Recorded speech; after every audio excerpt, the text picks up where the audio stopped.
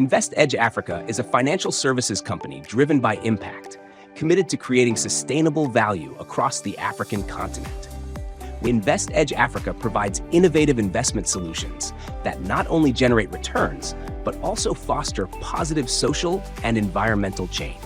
There's a lot of opportunity, there's a lot of ideas when it comes to this continent, right? But there's not enough funding, right?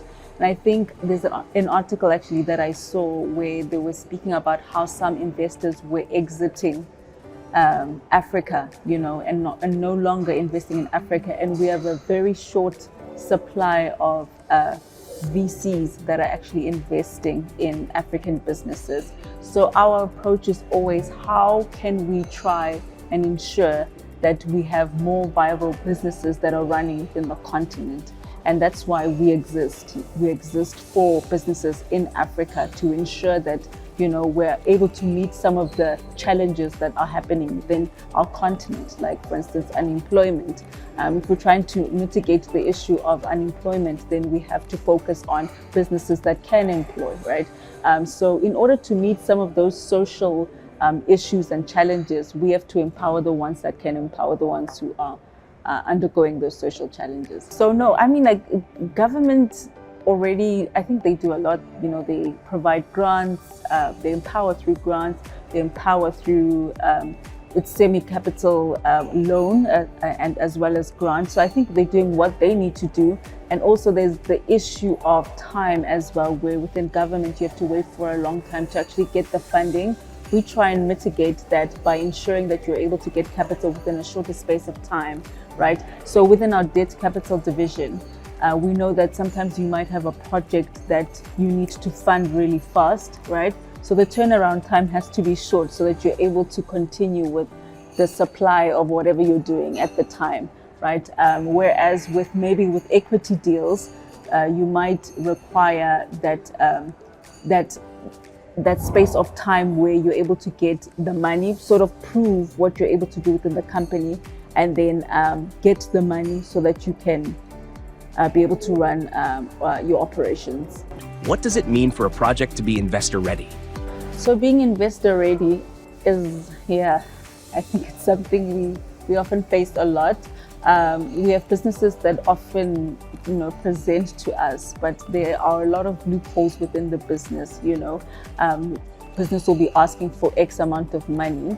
That is a large sum, but there's no proof of concept. You don't know whether there's a demand for the product, right?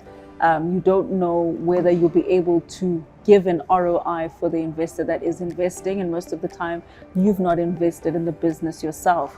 I think what investors often look for as well is some sort of track record as well.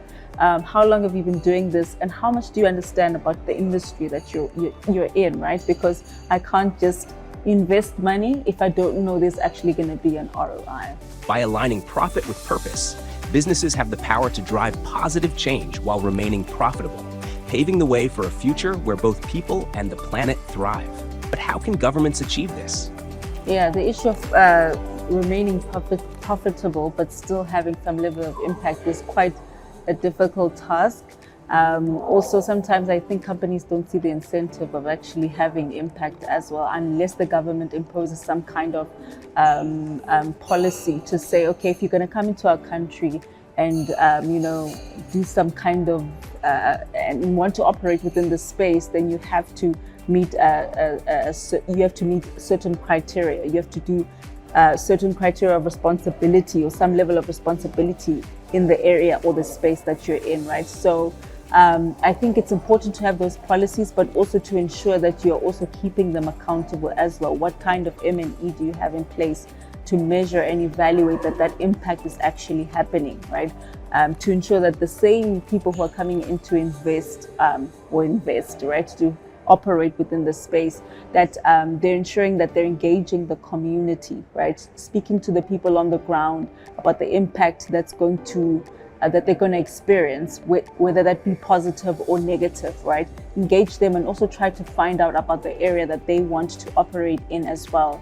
And also create some kind of value chain where people can, or the businesses in the area, are able to sort of benefit from as well, and to ensure that there's job creation and upskilling within the communities. And that way, it's not just you trying to checklist the fact that you have been responsible, but actually have invested in the area and leaving it better than you have found it, especially if there's going to be a negative impact for the future generation within that area.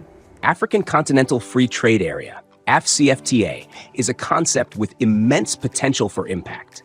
This initiative has the power to reduce poverty, support sustainable industries, and empower communities across Africa.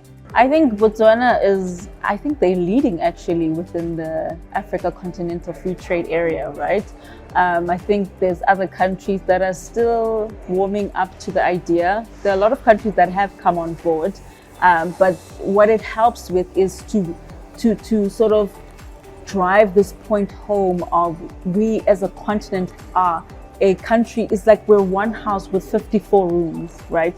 Why have we not tried to trade amongst each other, and why are we so dependent on the West, right? There's so much that we can accomplish if we can just talk to each other, if we can just trade with each other, right? I think that this whole notion of trying to ensure that the continent gets to a higher level, right? It starts with that. And I think the people that came up with this concept saw that this might be something that actually helps us to resolve some of the issues. Especially within trading. If we're trading and investing in each other's economies, we're empowering the continent as a whole, right? We're creating a new conversation and somehow proving to the rest of the world that we are more than capable, especially economically.